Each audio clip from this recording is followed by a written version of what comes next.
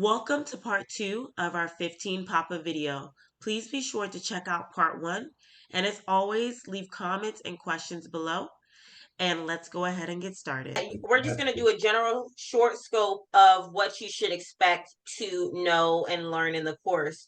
So that includes you're going to learn how to track flights. You're going to learn the systems that we use as a 15 Papa.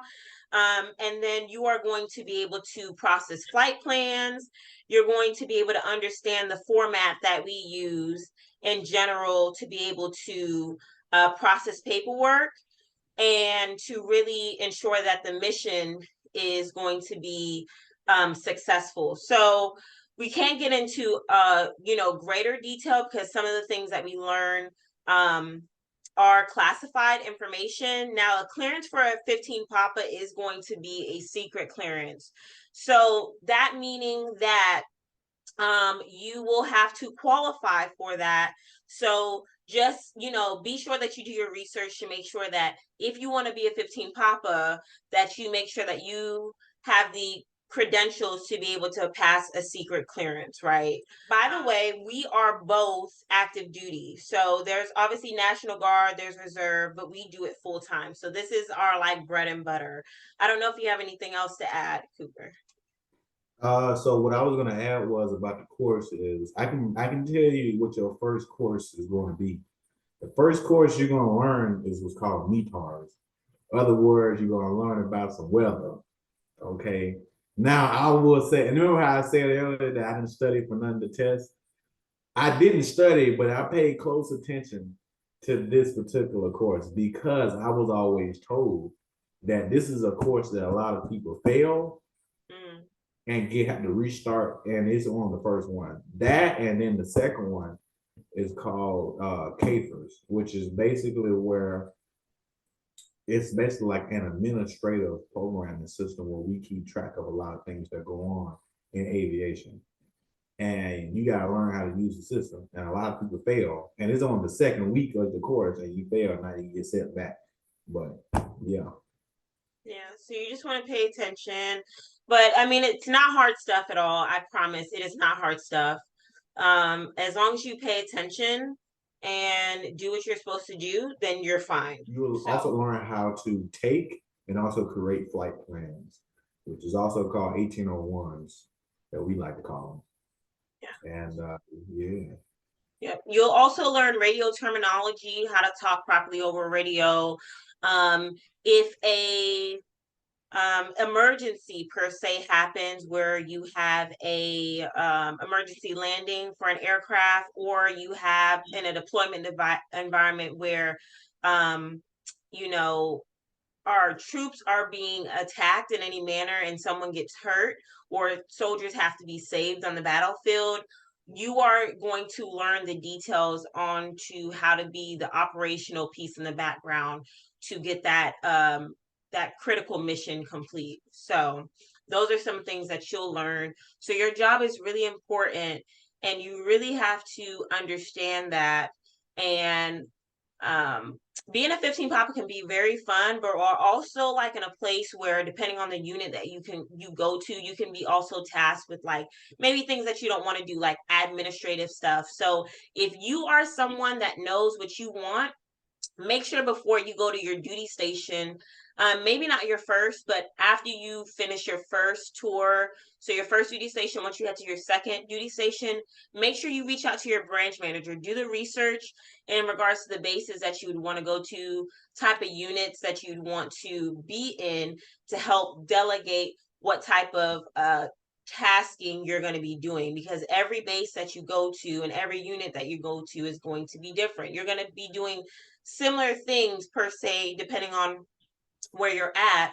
And sometimes not, sometimes work. Sometimes if you get put in something like a S3, it's going to be admin stuff. You might be bored sometimes. So just make sure that you're intentional about asking for the duty station you want. It's not a guarantee that you're going to get it, but it is helpful that you do research on the duty station and at least try to get it to create your pathway in the military.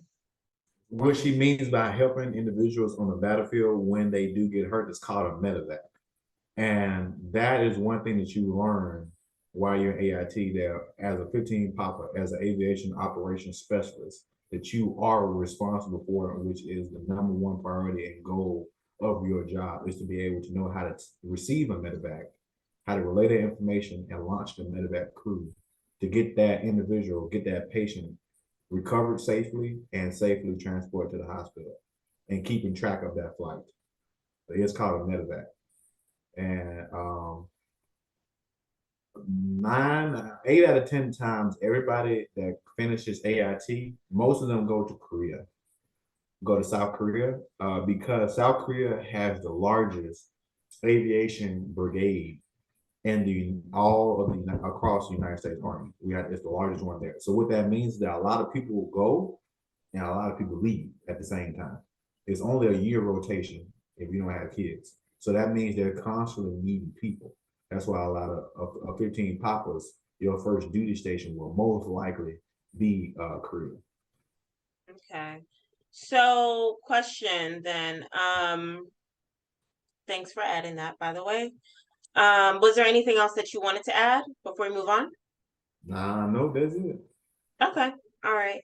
So I want to talk about the things that are beneficial to you and us personally when you come to AIT that people always have typical questions about anytime. So anytime we're going into AIT, people always have questions. Even I did, like, what are some of the freedoms that you have? Because in basic training, you essentially are controlled every minute by the drill sergeants. Not saying that you're not in AIT, but there's slightly more freedom. So you have phase 4 and you have phase 5. And that meaning that phase 4 is when you first get there to AIT. You essentially have to play the rules, play the game essentially for a few weeks and follow all the rules pretty strictly. And then once you pass the time frame, and you'll get all those details when you get into AIT, then you're able to go off base on the weekends. Now, keep in mind when you do get the chance to go off base on the weekends, once you hit phase 5. So phase 5 requires that before you get it, that you have to take a test. And there are some other requirements that you have to do, like singing the aviation song, potentially the soldier's creed. Now, these things can change slightly depending on the drill sergeants that are over at the 15 Papa AIT at that time, and the commander that is in command at the time. They may adjust some things in regards to the requirements that can put you from phase 4 to phase 5, but ultimately you have to accomplish certain things before you go from phase 4 to phase 5. So phase 4, you can go off base. However, what it was that basically phase 4, you have a time limit on everything.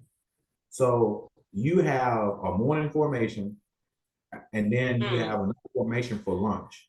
Now, after that lunch formation, you're released by the drill sergeant to go do whatever you want to do.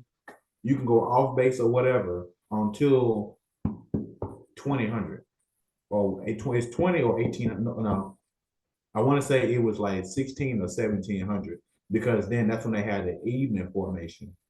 And then you're released until bed checks at 2000. Now for phase 5, it's different. You can be out of uniform, you don't have any formations, and you can go off post for however long you want to, as long as you was back by bed checks at 2000. That's the difference. Phase 4, you had to be in uniform all the time. You had certain formations you had to go to before you had your free time, and you only had a certain amount of free time off post before you had to come back and go to your final formation. And then you had like a couple hours in between before you had to go to bed check. So that was the main thing. Basically, as phase 5, you would do whatever you want to do. Ain't nobody really gonna worry about you as long as you come back for bed check. Yeah, you definitely want to try to be phase 5 when you get an AIT. I know some people that didn't want to be phase 5, that wanted to stay in phase 4 because they didn't care. They just wanted to get out of AIT. But it just really depends on the person.